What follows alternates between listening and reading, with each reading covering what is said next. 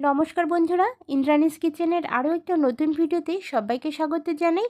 তো আজকে বাড়িতে দোলযাত্রা উপলক্ষে বানিয়েছিলাম খিচুড়ি প্রসাদ, আর সেটাই কিন্তু সবার সাথে শেয়ার করলাম। তো রেসিপিটা বানানোর জন্য আমি এখানে প্রয়োজন মতো গোবিন্দভোগ চাল নিয়ে নিয়েছি। আর আজকের রেসিপিটা আমি গোবিন্দভোগ চাল দিয়ে বানাচ্ছি, তবে আপনারা চাইলে যে কোনো ধরনের আতপ চাল দিয়েও কিন্তু এই খিচুড়িটা বানিয়ে নিতে পারেন। তো বন্ধুরা, এবার চালটাকে পরিষ্কার জল দিয়ে ধুয়ে নিচ্ছি। আর তার জন্যে যতক্ষণ না পর্যন্ত স্বচ্ছ জল বের হবে ততক্ষণ কিন্তু চালটাকে ধুতে থাকবো। তো 3 থেকে 4 বার জল পাল্টানোর পরে কিন্তু চালটা বেশ স্বচ্ছ হয়ে গিয়েছিল জলটা। তো এইবার আমি এই চালের মধ্যে সামান্য একটু জল রেখে চালটাকে ভিজিয়ে রেখে দিচ্ছি। এদিকে আমি প্রয়োজন মতো সবজি কেটে নিয়েছি। আলু কেটেছি বড় বড় সাইজ করে, আর কুমড়ো কেটে নিয়েছি খোসা সমেত। আমি কুমড়োটাকে কিন্তু কেটে নিয়েছি। এছাড়া একটা টমেটো এবং কাঁচা লঙ্কা তো রয়েছে। এদিকে দেখুন, ওভেনে আমি মুগ ডাল ভেজে নিচ্ছি। পরিমাণ মতো মুগ ডাল দিতে হবে, একটু বেশি করেই কিন্তু এখানে মুগ ডাল নিতে হবে। চালের সমান কিন্তু মুগের ডাল নিলে খুবই ভালো হবে টেস্ট। এবার মুগ ডালটাকে আমি ভালো করে ধুয়ে ভিজিয়ে নেওয়ার পরে ভিজিয়ে রেখে দিচ্ছি। চাল আর ডাল কিন্তু রেডি হয়ে গিয়েছে। এবার আমি সবজিগুলোকে ভেজে নেব, আর তার জন্য কড়াইয়ের কাছে চলে এলাম। তো কড়াইতে আমি তেল গরম করে নিয়ে তার মধ্যে আমি প্রথমে আলুগুলোকে অ্যাড করে দিচ্ছি।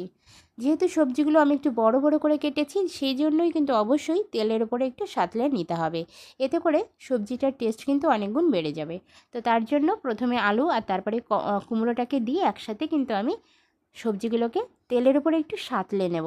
সাঁতলে নেওয়া বলতে খুব বেশি কিন্তু ভাজার প্রয়োজন নেই, আবার একদম পুরো কাঁচারও কিন্তু রাখাও কিন্তু চলবে না। তো সামান্য একটু নুন আর হলুদ অ্যাড করে দিয়েছি। নুন আর হলুদ দিয়ে সবজিগুলোকে আমি একটু সাঁতলে নিচ্ছি, মানে কাঁচা ভাবটা একটু কাটিয়ে নিচ্ছি।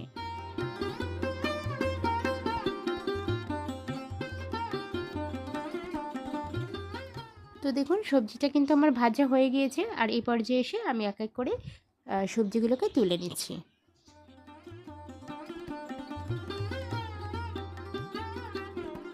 যে তেলটা অবশিষ্ট ছিল তার সাথে আর সামান্য একটু তেল আমি অ্যাড করে দিয়েছি। তেলটা ভালো করে গরম করে নিয়ে তার সাথে আমি ফোড়নে দিয়ে দিচ্ছি গোটা গরম মশলা।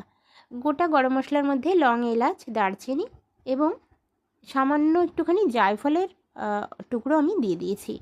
এই গরম মশলাটা একটু ভালো করে গরম হয়ে গেলে তার মধ্যে আমি দিয়ে দিচ্ছি শুকনো লঙ্কা ফোড়নে। 3 থেকে 4টে শুকনো লঙ্কা দিচ্ছি, ফ্লেভারটা খুবই সুন্দর আসবে শুকনো লঙ্কা এবং তেজপাতা অ্যাড করে দিলে। তো তেজপাতা দিয়ে দিয়েছি, একটা গোটা তেজপাতা আমি দিয়েছি, তবে আপনারা তেজপাতাটা অবশ্যই একটু ভেঙে দেবেন, তাতে করে নাড়াচাড়া করতে কিন্তু সুবিধা হবে। এবার আমি তেলের ওপরে এই ফোড়নটাকে ভালোভাবে একটু ভেজে নেব। তো ফোড়নটা হালকা করে ভেজে নিয়েছি। এরপরে আমি এখানে অ্যাড করে দিচ্ছি বেশ কিছুটা টমেটো কুচি।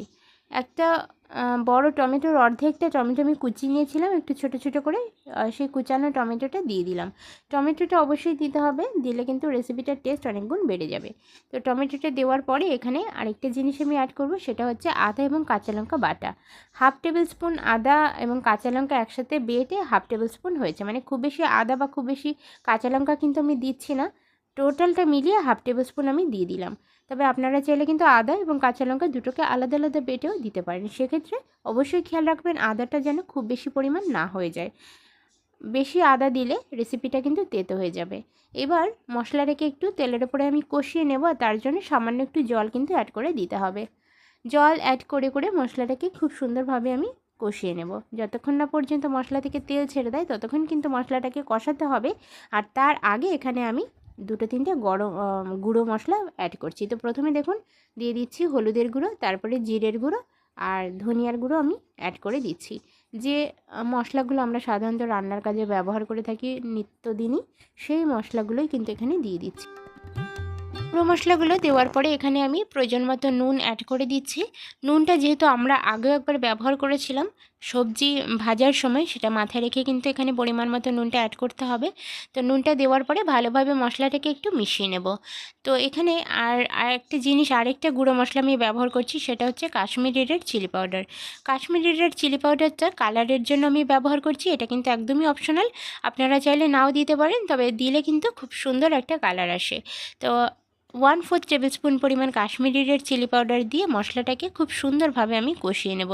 মশলাটা যত সুন্দরভাবে কষানো হবে ততটাই কিন্তু রেসিপিটার টেস্ট ভালো লাগবে। তো বন্ধুরা একটু হাতে সময় নিয়ে মশলাটা আমি কষিয়ে নিয়েছি।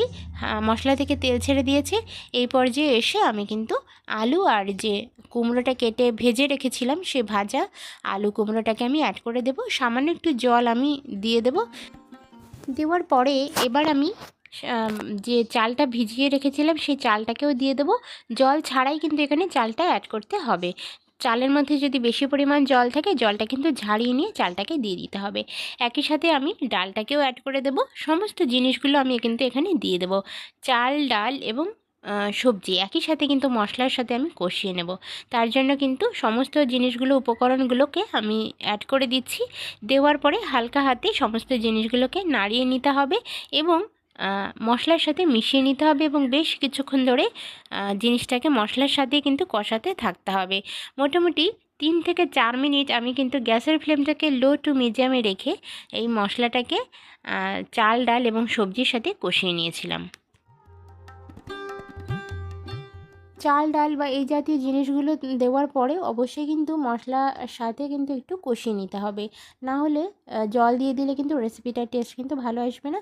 তো অবশ্যই একটুখানি ঢাকনা চাপা দিয়ে 5 মিনিটের জন্য এই অবস্থায় আমি কুক করে নেব। তারপরে 5 মিনিট পরে দেখুন ঢাকনা খুলে দেখাচ্ছি। যখন ঠিক এরকম একটা পর্যায়ে আসবে সমস্ত জিনিসগুলো বেশ সুন্দরভাবে একটু ভাজা ভাজা ধরনের হয়ে যাবে, সেই পর্যায়ে এসে কিন্তু এখানে আমি জল অ্যাড করে দেব।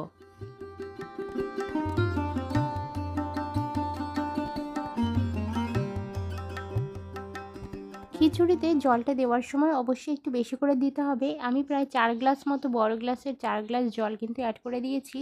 আর জলটা বেশি করে দিতে হবে কারণ খিচুড়িটা কিন্তু খুব ভালোভাবে সেদ্ধ হতে এবং জিনিসটা সঠিকভাবে রেডি হতে কিন্তু অনেকটা জলের প্রয়োজন হয়।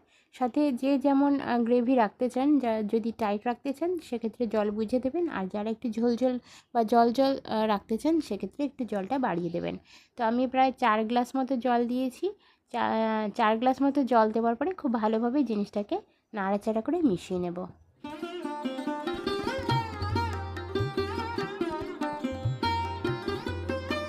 এই পর্যায়ে এসে আমি কিন্তু ঢাকনা চাপা দিয়ে কুক করেছিলাম খিচুড়িটাকে। তো একটা বড় ঢাকনা নিয়ে আমি কিন্তু চাপা দিয়ে মোটামুটি 10 থেকে 15 মিনিটের জন্য লো ফ্লেমে রেখে দিয়েছিলাম। খিচুড়িটা অবশ্যই কিন্তু লো ফ্লেমে রান্না করতে হবে, নাহলে কিন্তু জলটা টেনে যাবে এবং খিচুড়িটা শক্ত হয়ে যাবে।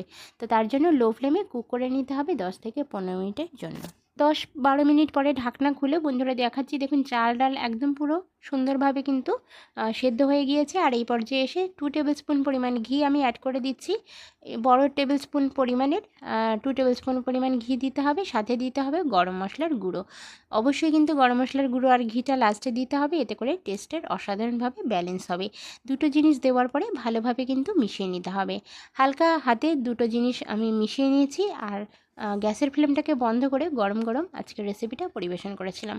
তো বন্ধুরা কেমন লাগলো অবশ্যই কমেন্ট সেকশনে জানাবেন। ভালো লাগলে একটা লাইক করার অনুরোধ রইল। ধন্যবাদ।